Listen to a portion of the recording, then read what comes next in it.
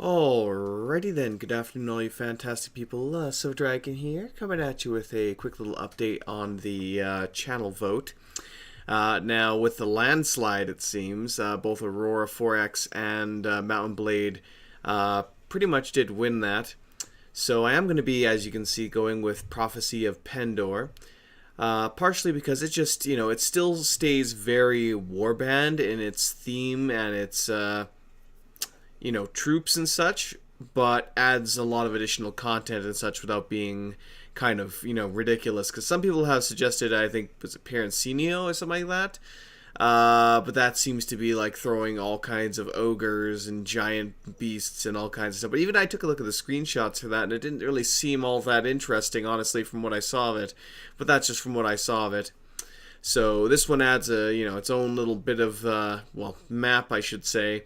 A lot of interesting, just good quality of life features and stuff like that. So I think it's just a nice little improvement in things overall without getting too crazy and getting into the kind of ridiculous.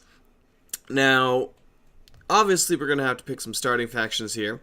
I'm going to be doing that here tonight. So more than likely what's going to happen tonight is I'm going to try and grab 4 hours to do a bit of Aurora and a bit of Pendor.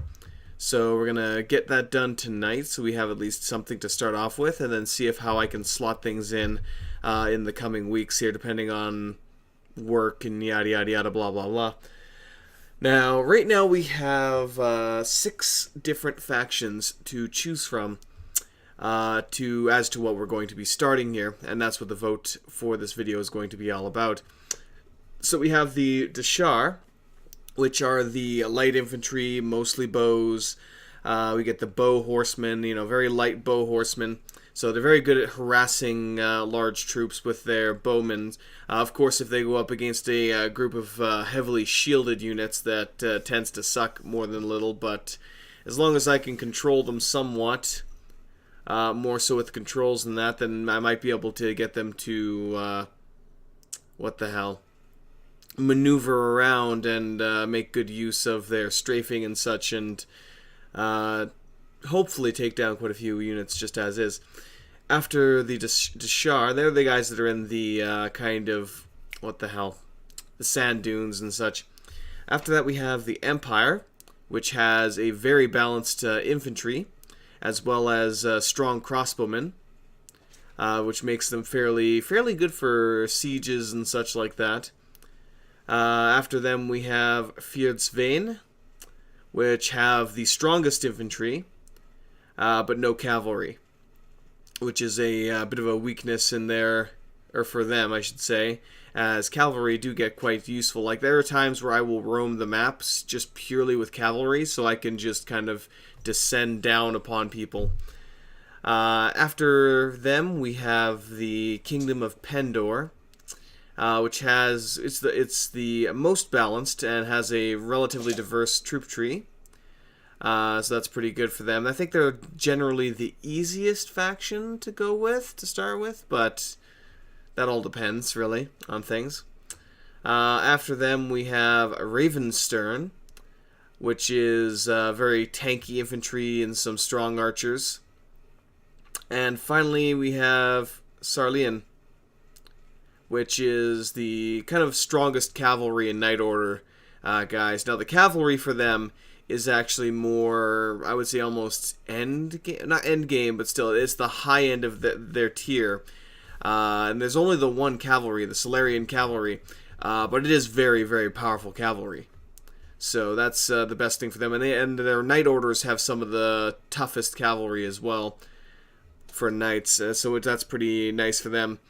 So there's that. Now, obviously, with a game like this, we're going to be going around, we're going to be going into each kingdom and probably recruiting units from every single faction. But whatever we start off with is going to determine generally how easy we're going to have things. Obviously, for Pendor being very balanced in its troops and such, that's going to be like our core troops. So that would allow us to have a very balanced kind of army in that regard.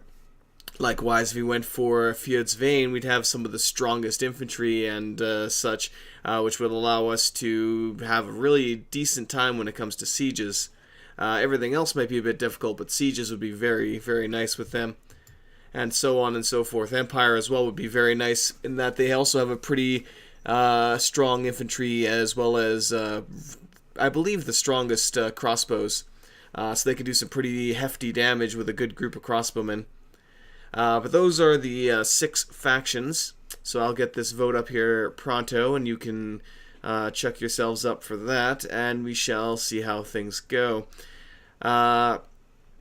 Now, I did screw up with Aurora a couple days ago. I thought I had downloaded the most recent version. I will say one thing for the Aurora devs: your website is crap. They have posts like that are just way, way too old, saying latest version and this and that, sticky to the top of their damn forums, and it's not even close.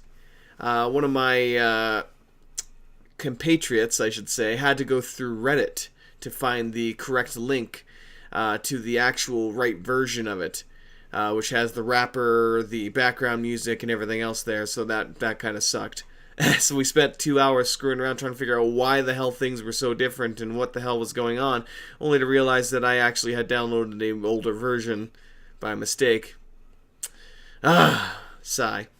So yes, we will be getting at that tonight, so definitely vote on this quickly, as I will be cutting it off in probably 8 hours or so. I'd say 6 to 8 hours, something like that. And we will be going with whatever starting faction that, is picked. Anyway, till then, I will see you all later.